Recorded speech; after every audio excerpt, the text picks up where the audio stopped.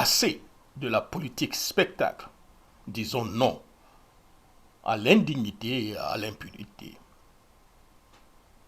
La situation politique ivoirienne a été marquée par une dérive morale imposée par certains anciens de la FECI et d'autres acteurs qui ont opté pour des comportements caractérisés par une indiscipline chronique, la violence et des actes criminels tels que le viol, le terrorisme et la rébellion, le tout pour s'installer au pouvoir. Ces actions ont infligé de grandes souffrances aux populations, entraînant la suite une forme de nettoyage ethnique dans nos villes et villages, tout en facilitant l'introduction massive des fraudeurs sur les listes électorales sous couvert de la nationalité ivoirienne. Nous avons touché le fond. Et aujourd'hui, une autre forme de politique spectacle refait surface où la vie privée et les commérages sur les foyers des leaders que l'on n'aime pas sont étalés publiquement.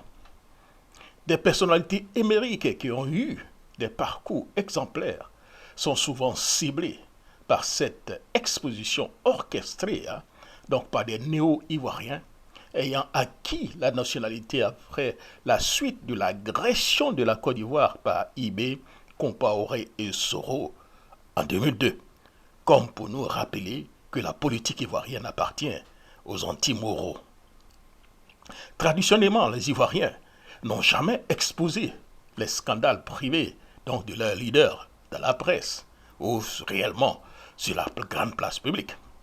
Certes, il y a eu des discussions dans les maquis, entre quatre murs, entre amis, mais jamais cela n'a franchi les murs de l'intimité.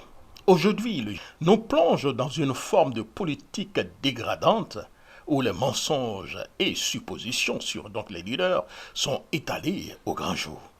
Cela ressemble à l'hôpital qui se moque de la charité, où les criminels jusqu'à présent épargnés par les différents régimes complices, continue de peser lourd sur le destin de notre pays, entraînant les pertes de nos régions et les massacres des populations. Quand je vois aujourd'hui des personnes comme Camara, qui ont pris les armes, ou bien supporté des gens qui ont pris les armes pour imposer Ouattara, prétendre que Thiam serait étranger, je suis abasourdi.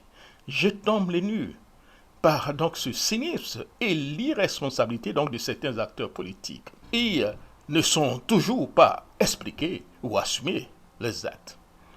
Il est temps que nous réveillons, que nous disons non à cette manière dont on fait la politique. Il faut en finir avec cette politique de boue où l'on salit pour le simple plaisir de salir sans jamais aborder les vrais débats de société. Le procès de la rébellion est indispensable, non seulement pour nous, pour la vérité historique, surtout pour nous les victimes, mais aussi pour nos enfants, afin que nous sachions qui a fait quoi et que de tels événements ne se reproduisent plus jamais en Côte d'Ivoire.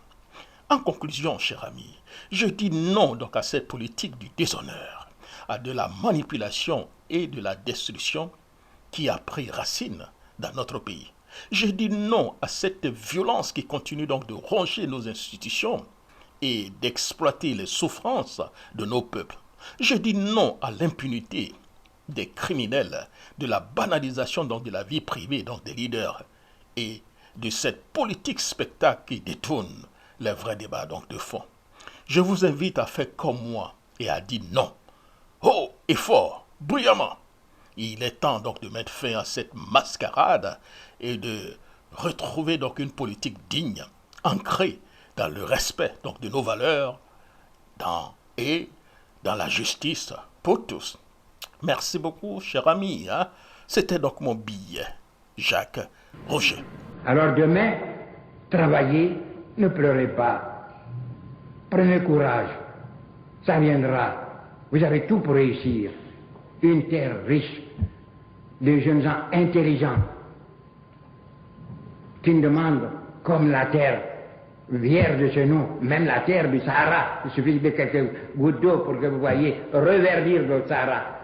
Bien, ces intelligences qui seront fondées avec le concours des autres, bien, vous pourriez traiter dans 50 ans, dans 30 ans, qu'est-ce que 20 ans, 30 ans, dans la vie des peuples, quand le monde compte des milliards d'années d'existence. Ne vous découragez pas, je l'ai dit.